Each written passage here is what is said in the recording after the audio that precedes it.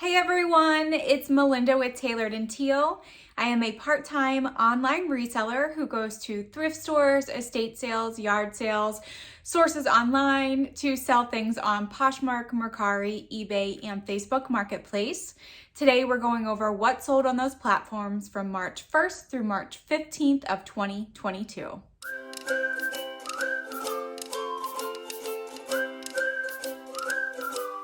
If you're new to the channel, I put out these what sold videos every 2 weeks or twice a month. Gives you just a good idea of what is selling for me and how much I get for a specific item that's sold. We usually start on Facebook Marketplace, but I didn't have any sales, so that was a big fat zero. I did have one sale on Mercari. It was a new with tags, chaps, striped, boucle knit, hooded sweater jacket, kind of like a jacket that you would wear running errands or maybe cozy up at home with. It was a size 2X, and I recently sourced this from a discount like Amazon return store, and it sold within 1 hour of me listing it for $40, and the customer paid almost $15 in shipping, but she messaged me saying that she had this jacket a while ago and she absolutely loved it and she was looking to replace it. So off of that $40 sale, there was $5.46 in fees, giving me a profit of $34.54. On Poshmark, I had 17 sales, and I'm not going to go over every single sale, but I will go over some highs and some lows. And I did have some lows this time, so I definitely want to go over those. So first of the 17 sales I want to go over is a bundle, actually, and it's a bundle of jewelry, which also never happens. It was a new in box jade gold tone necklace and a Banana Republic glass, kind of like a greenish yellowish color, teardrop shaped earrings, and also a necklace set. Those two items came out of a thread up jewelry box, and the other item I just had from a jewelry lot like a long time ago. So the customer bundled them on their own. I sent them a $38 offer and they accepted. I thought maybe the customer was getting ready for St. Patrick's Day because it was like the beginning of March, so maybe they were. Next up is a pair of 9 West gold snakeskin heels. The reason why I wanted to bring these up is because these things were so worn. There was cracking and peeling on the inside lining. The heels were pretty chewed up. The bottoms were pretty beat up. I mean, I cleaned them as best as I could, but they came out of a thread up box and someone purchased them outright for $18. And 9 West isn't even a great reselling brand, but I decided to still list them because I thought the snakeskin was really cool and happy to see them sell. Then I have another pair of shoes. This was a pair of Venezia, and that's Venezia, a pair of nude laser cut shoes, had a very low heel. It definitely had like 1920s or even Victorian vibes to it. Someone sent me an $11 offer, and I've had these since 2019, so I was definitely ready for them to go. So I only ended up profiting $1.23 off of this sale, but they were a very specific and kind of niche shoe, so I knew it would just be the right buyer. After I thanked the customer for her purchase, she told me that she was actually going to wear these to a Bridgerton themed party, which I thought it would just fit right in.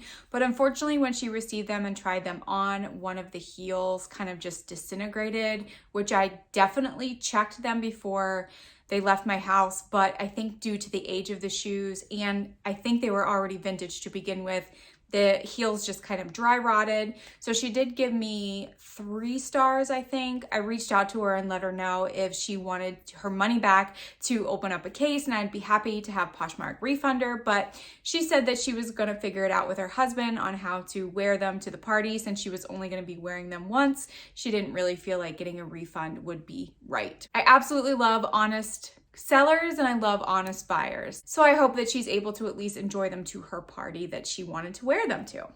Next up was another fail. This is a Costa Blanca black sequined open front blazer. This had a ripped lining on the inside and also deodorant marks that I could not get out underneath the armpits. This came from a Jomar mature women's branded box where unfortunately there was a lot more damage than I would have wanted to ever purchase from them. I sewed up the hole in the lining as best as I could, which I was actually really proud of what I did, but the deodorant marks did not come out. I listed this for around $18 because it is sold at like Lord & Taylor or one of those high-end department stores. Someone ended up sending me a $10 offer, which she started at $8 and then we kind of went back and forth. We decided on 10 and I lost 10 cents off of this sale, but I saved it from the landfill and those sequins were all plastic. So I guess that's one good thing. And hopefully she gets to wear it someplace really nice and fancy and glitzy because it was very, very shiny. And we have the first pair of boots to sell from my Cozy Threads boots box. This was a pair of Rampage black Western boots. I believe the style name was called Wambly. They were one of the best condition boots in the whole box and they sold for $24. And that was an offer that someone sent to me. Then we have a pair of White House Black Market gray and teal plaid career pants. These I bought for $1.50 way back in 2019. They set forever. They were quite a small size, a size 0, and then randomly out of the blue, someone purchased them for full price of $20. There's a buyer for everything, I always say. Next is another item that I failed on. So it was a Exertech gray and neon green sweatpants or track pants. These were actually boys size extra large, I think. This came out of a ThredUp men's rescue box and there was some staining on the green parts that I did not stain treat. I did note it though, and they sold for $9. I did give a shipping discount, so that left me with a negative profit of 25 cents. And then we had 2 more boots from my Cozy Thread boot box that sold literally back to back, and they were the same type of shoe, which is interesting, but also makes sense. So the first pair was Dream Pairs brown lace-up heeled boots. These definitely had like witchy vibes to them. They sold for $16 and I did give a shipping discount. And then the other pair was a pair of Wild Diva lace-up brown faux suede heeled boots. Very much the same style as the other pair of boots. These were, I think, a size 8 and I believe the other ones were a size 7 or vice versa, and they sold for $20 and that was an offer that the customer sent to me. So happy I'm making a profit on those boots already. I still have a bunch to clean and list, but they should be up within probably the next couple of weeks. All right, so of my 17 Poshmark sales, we had $289 in sales, $63.60 in fees, $10.32 I gave out in shipping discounts, giving me a profit of $215.08. And my average sales price was $17 even, which is ironic because I made 17 sales. And then moving on to poor old eBay, where I had 8 sales for 2 weeks. So my last sale on eBay was $227, so I didn't have anything for the 28th. And then my next sale on eBay wasn't until March 5th. So it was 5 full days of no sales. I got nothing. I thought that I understood eBay and their algorithm, and then this happens and I have no idea. So I just continue to list and I keep relisting, sell similar, increasing prices, decreasing prices, all the things that you need to do in order to make sales. I even ran a sale, 15% off, and it seemed to help a little bit, but I am going to go over all 8 sales because why not, right? All right, so the first one was a carved design smocked waist leaf print skirt. This was either supposed to be like a casual skirt or a cover up, and it sold for my full asking price of $19.99. And that came out of my ThredUp 50-pound bulk rescue box. Then we had a Celtic green beaded necklace that had natural stone elements in it. They had little silver balls that had Celtic designs on them. I thought maybe this customer was also getting ready for St. Patrick's Day, and it sold for $15. The next item to sell was a Tumi gray leather luggage tag.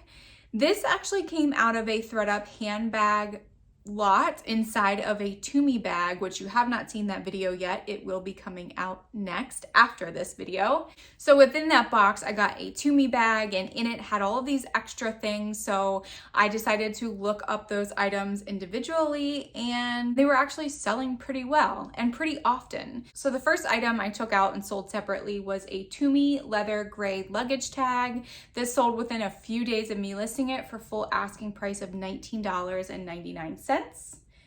And then the other item to sell was a Tumi add a bag luggage strap. So this was for a specific type of luggage that they put out that you can actually add a bag on the outside and you just kind of clip it on.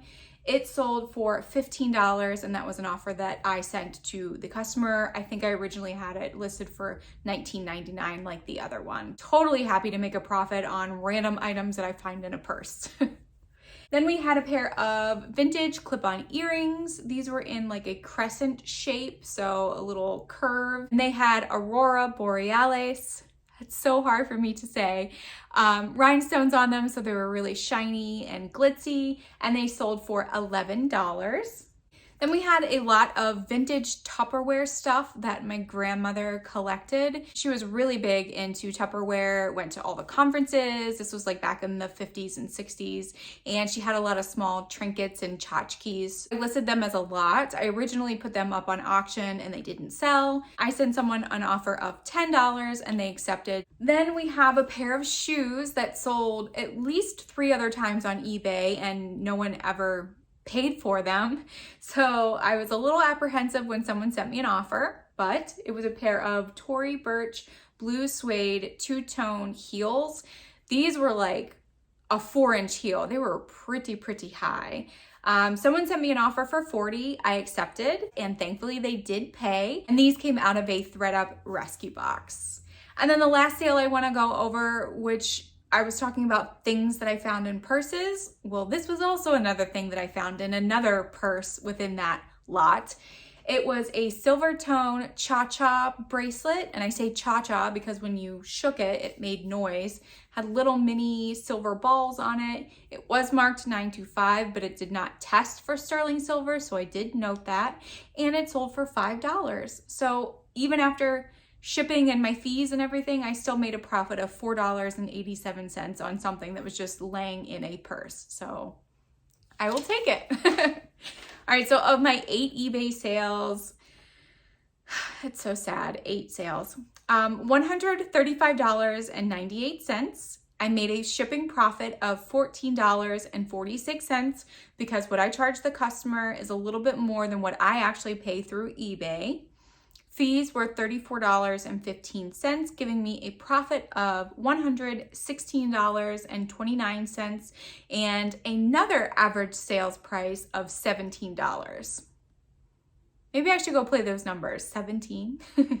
All right, so for my total numbers, we have $464.98, $99.07 were fees. My cost of goods this time was $100.77, giving me a profit of $265.14. And my average cost of goods for each item that sold out of those 26 sales was $3.88. So not the best 2 weeks of sales, but there is a lot going on in the world still. I know that we got 2 big snowstorms in the beginning of March, so maybe people aren't ready to start buying those spring and summer clothes just yet. But I'm hoping for warmer weather and I'm hoping for more sales.